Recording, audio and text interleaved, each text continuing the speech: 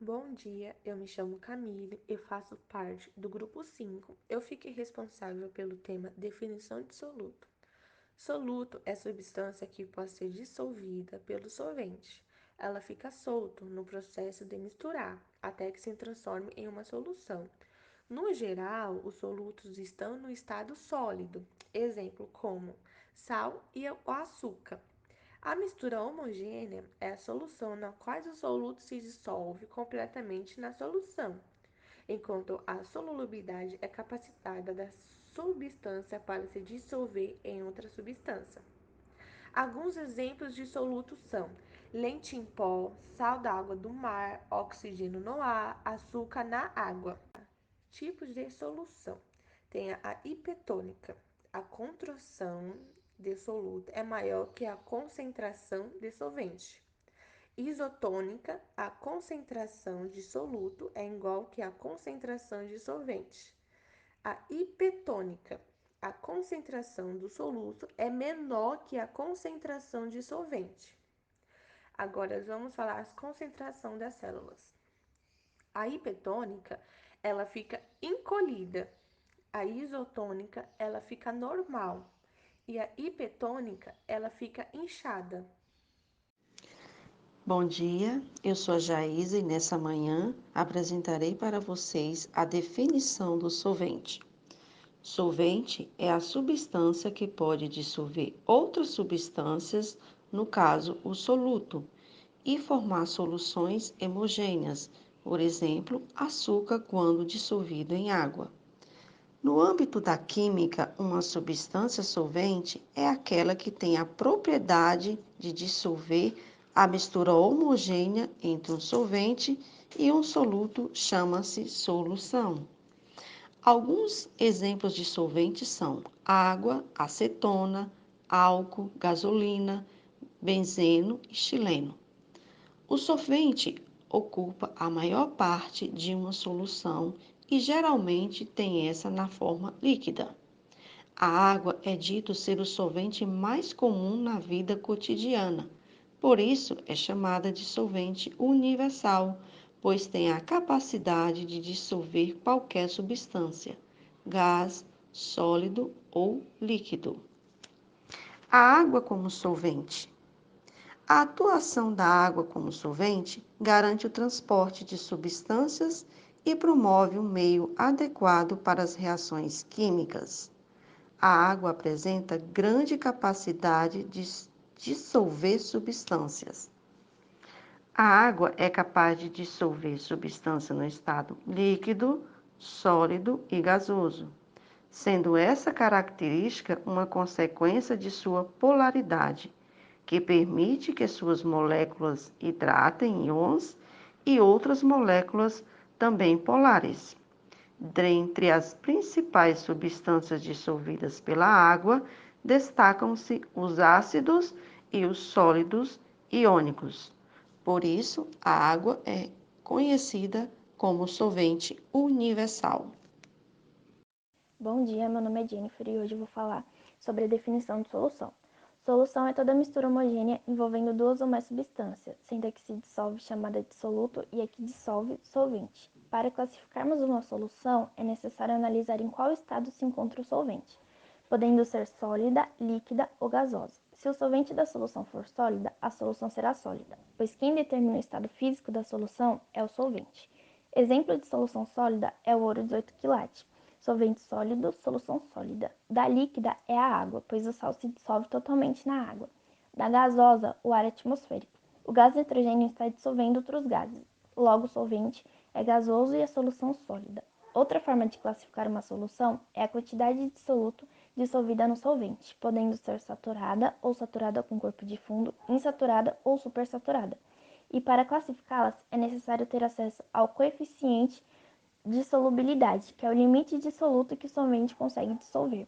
Sempre que a quantidade de soluto estiver abaixo da quantidade de solvente necessário para dissolver, a solução será insaturada, podendo ser diluída ou concentrada. Quando a quantidade de soluto está muito abaixo, ela será classificada de diluída, e quando estiver próximo do limite, insaturada concentrada. A solução supersaturada é aquela em que o solvente está dissolvendo o máximo de soluto possível. Já a solução saturada com corpo de fundo é a que ultrapassa o limite do coeficiente, com o limite sendo dissolvido e o restante se encontra no final do recipiente. A solução supersaturada ultrapassa o limite, contém o corpo de fundo e, para que seja diluído, é necessário um superaquecimento e um superresfriamento para se obter a solução supersaturada. A última classificação de solução é quanto à natureza do soluto, que é necessário analisar a relação química que forma o soluto, sendo soluto iônico ou soluto molecular. Será de natureza iônica quando é formado por ligação iônica, que é metal a metal com hidrogênio. Uma observação: um ácido, quando ele entra em contato com a água, ele é considerado solução iônica, mesmo não tendo metal em sua fórmula. O soluto molecular é originado por soluto covalente, que são aqueles que não apresentam metal em sua fórmula. Olá, bom dia. Meu nome é Marcela e eu vou falar sobre contaminação radioativa. Contaminação radioativa é a retenção de materiais radioativos, líquidos ou em formato de poeira. Esta contaminação pode ser do tipo externa ou interna. A contaminação radioativa do tipo externa ocorre no contato de material radioativo sobre o solo, a pele ou superfícies.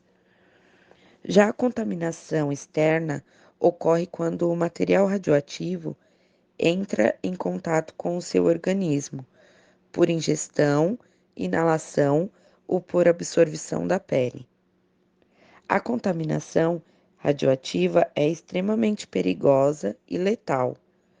Ao ser contaminado por material radioativo, temos que procurar ajuda de imediato, pois esse tipo de contaminação pode desencadear doenças irreversíveis ou até a morte, como no ocorrido da cidade de Goiânia, em 13 de setembro de 1986, após dois jovens catadores de materiais recicláveis terem encontrado e aberto um aparelho de radioterapia contendo o elemento radioativo césio-137.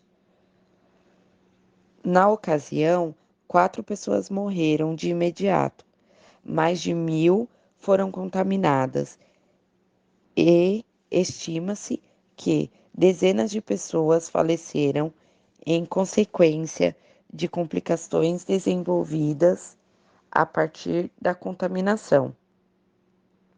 Bom, temos em vista então que a contaminação com material radioativo está relacionada à alteração em gênesis e cromossomos, levando a deformações, mutações e malformações.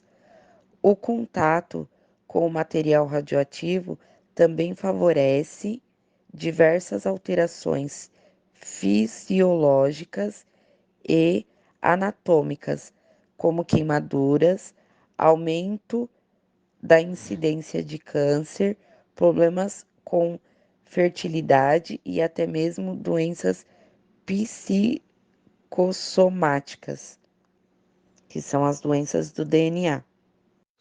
Bom dia, meu nome é Kelly Cristina e irei apresentar para vocês agora o tema do meu trabalho, que é fontes de prevenção e controle. Para a gente começar, eu vou dar a definição da palavra prevenção. É ação ou resultado de prevenir. Controle é um ato ou efeito de controlar. E começando, vamos falar um conjunto de ações capazes de eliminar, diminuir ou prevenir o risco à saúde e de intervir nos problemas sanitários decorrente da prestação de serviço de interesses da saúde. A prevenção é um conjunto de atividades e medidas que, feita com antecipação, busca evitar um dano ou um mal. Prevenção de incêndio, prevenção de doenças e muitas outras prevenções. A medida de controle é uma titularidade de um ente que representa o coletivo das ações estratégicas de prevenção destinadas a eliminar ou reduzir, mantendo sob o controle as incertezas e eventos indesejáveis com capacidade potencial para causar lesões ou danos da saúde dos trabalhadores e, dessa forma, transpor as dificuldades. O controle de prevenção de infecção hospitalar, fonte de agentes infecciosos e meios de transmissão, isolamento, evita doenças. Considerando as medidas de proteção coletiva, três alternativas podem ser adotadas: a eliminação de risco, a sinalização ou bloqueio de risco, neutralização do risco, sendo a neutralização dividida entre outras três etapas, chamada de proteção contra risco, isolamento do risco e enclausuramento do risco.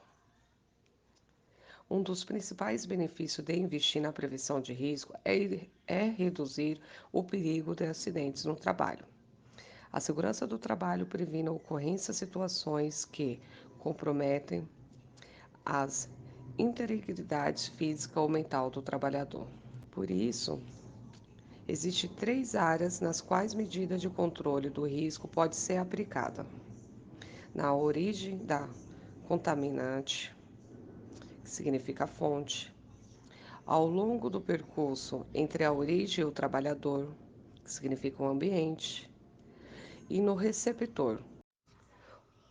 O risco da saúde do trabalhador de enfermagem pode ser dividido nas seguintes categorias: biológico, químico e físico, ergônicos, psicossociais e acidente. Então, devemos ter uma prevenção para o nosso bem-estar como o do paciente, para não adquirir uma infecção hospitalar.